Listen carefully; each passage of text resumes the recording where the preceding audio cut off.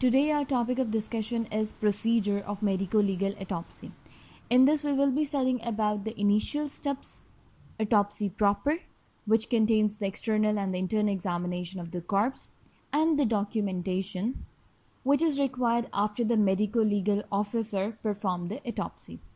So starting from the initial steps, there are some pre-examination formalities and these formalities needed to be fulfilled. So for this purpose, we have two registers. There is a journal register and there is a autopsy register. In the journal register, we enlist the journal information like the serial number, date and the time of the body reception, name and the ID of the person, name of the identifier and the relationship, and the name and the number of the constable, and the date and time of the delivery of the dead body back to police. It is a journal information which is required to be enlisted. There is another kind of register, that is the autopsy register, but this is a kind of specific information register in which we mention the details about our autopsy, like the autopsy number, name, date and time of the autopsy, details about the specimen, and the final conclusion by the medico-legal officer. Other than that, what else can be required is the ID card of the identification of the dead body, the photographs of the dead body in which it was received, the collection of the evidences, and the X-ray examination. Simple. These are the pre-examination formalities which we need to fulfill. Now coming towards our important topic, that is the autopsy proper. This autopsy proper mainly includes the examination of the corpse. Now this examination will be divided into the external examination and the internal examination. In the external examination of the corpse, firstly we examine the cloths of the corpse to find any kind of the stain, the smell, or the foreign particles if any evidence can be found from that particular observation. So starting from the external examination of the cloths, first of all we will be looking about the stains on the cloths. So the stains can be of various types. It can be due to the blood, it can be a vomitus, it can be a fecal material. So the journal conclusion about the blood stain would be any roadside injury or the stab wound or the firearm injury. Or regarding the vomitus, it can be due to the poisoning or the disease, and same for the fecal material, or else the fecal stain can be due to the asphyxial death. But if we talk about the specific kind of the stain, that is the yellowish color stain or the blackish stain, yellow color stain is mainly due to the nitric acid poisoning in almost all the cases, and the black color staining is mostly due to the sulfuric acid poisoning. So it can be asked as an MCQ or as a Viva question regarding the staining of the cloths. Coming towards the smell of the cloths, if you can smell something like kerosene, so there are the chances that the person has committed suicide, or else it can be a homicidal case. But if that smell is pungent, it mostly reveals the hypoglycemic shock. So remember this pungent smell especially. Now if the cloths are soaked either in the blood, perspiration or the mud, we can draw the final conclusion regarding our findings. For example, if there was a homicidal or the suicidal case in which the person cut the throat, or else there can be a roadside accident. In such cases, the cloths are mostly soaked with the blood. But if the cloths are soaked with the perspiration, it can also be the indicative of the hypoglycemic shock along with the pungent smell. If the cloths are soaked in the mud, we can draw the conclusion regarding the drowning of the corpse, and now it can be accidental or the murder case. Now coming towards, what if you find the foreign particles on the cloths? If you find any kind of the dust or the grease, it is mostly related to the road traffic accidents. If you find any kind of the hair, it can give a clue about the assailant or the criminal. If there are the burning or the blackening particles, it means that there was a close discharge of the firearm, which can be mentioned as a final conclusion. So that's all about the external examination of the clothes of the corpse. Now moving towards the second part of the external examination, that is the external examination of the body. Now what you will be looking for on the body? Number one is you will be collecting the information for the identification of the person, that either the person is male or female, young or the old, what is the weight of the person, what is the height, what is the skin color, etc. etc. So that it becomes easy for the police to check the identification of the corpse.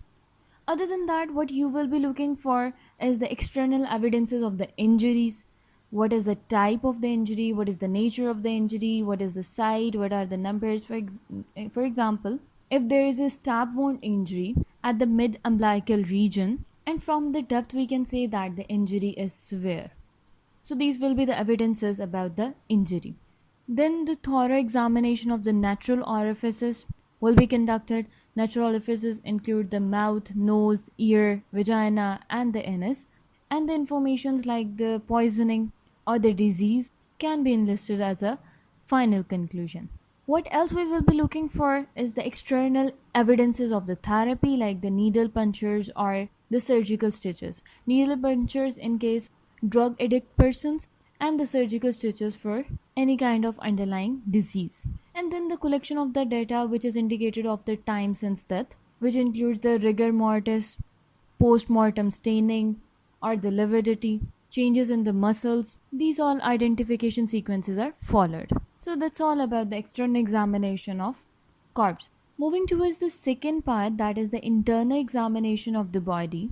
Before starting the external examination, we will be studying about the autopsy incisions. And this is one of the important SEQs you need to memorize. So there are various types of the incisions. This mainly includes the eye incision, which is also termed as the straight incision, V incision, Y incision, the modified Y-shaped incision, or which is also known as the U-shaped incision, incisions on the scalp, incision on the skull, or the local incisions. So starting from autopsy instruments which are mostly used in the autopsy. Mainly these include the scissors, skull chisel, long-handled scalpel, Hatch-Dart needle, interrotome, bone saw, and the rib cutters. Rest are mentioned in your NRA table. So our first incision is the eye incision or the straight incision. As you can see in your diagram, eye incision or the straight incision starts from the thyroid cartilage and extends up to the pubic symphysis in the midline. But in this straight incision, we use a maneuver to avoid the umbilicus incision, because it is difficult to stitch it back, and it is mainly considered as a part of body from where the contamination can spread. So at the level of the umbilicus, we deviate from the midline. So starting from the thyroid cartilage to the pubic symphysis, avoiding the umbilicus, is the eye incision or the straight incision. Then the second type of the incision is the V incision, which is mostly done in the cases of asphyxial death. If you can see in the diagram, there are two green lines extending from the mastoid process to the center of the manubrium. By this incision, we can expose all the neck structures which can be studied regarding the asphyxial death. Y incision is basically a kind of combination of the eye incision and the V incision, but it commences at the angle of mandible.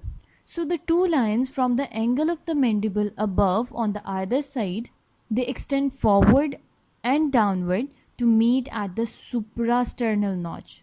Whereas in case of the V incision, we said the two lines meet at the manubrium sterni. So the Y incision commences at the angle of the mandible above, extends downwards to meet at the suprasternal notch, and then runs downward as the I-shaped incision up to the pubic symphysis, again deviating from the umbilicus. There is modified Y-shaped incision or the shoulder incision, in which the two curved lines from both sides of the shoulder tip pass through the anterior axillary fold, as you can see in the diagram, which is labeled as a C. So it is passing through the anterior axillary fold below the nipple, meeting the straight incision in the midline, and then in the midline it will extend up to the pubic symphysis. Because we started from the shoulder tip, so we label it as a shoulder incision. This kind of the incision is mainly preferred in the females to prevent the cutting of the chest skin. Moving towards the incision on the scalp, in this incision, we basically incise the temporalis muscle and cut it along its origin. As you can see in the diagram, the line which is shown just above the ear is mainly from where we will be taking off the scalp. So we know very well from our human anatomy that at this position temporalis muscle originates. So first of all, we reflect it down from both sides, and after the reflection of the temporalis muscle, we saw the skull a little above the supraciliary arches in front and the occipital protuberance behind, as you can see in the diagram given. After that, we join the two lines at the 120-degree angle just above the mastoid, and then we remove the scalp.